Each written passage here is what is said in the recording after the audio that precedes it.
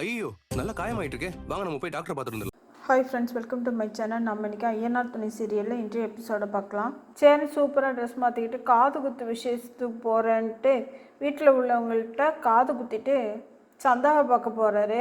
இதை பார்த்து சேர இந்த அண்ணன் போய் சொல்லிவிட்டு சந்தாவை பார்க்க போகுதுன்ட்டு பல்லவன்ட்ட சொன்னால் அவன் அதை நம்பவே மாட்டேங்கிறான். சரிடா 300 பெட்டுன்னு சொன்னதும் ஓகே வாரேன்ட்டு பல்லவன் சொல்கிறான்.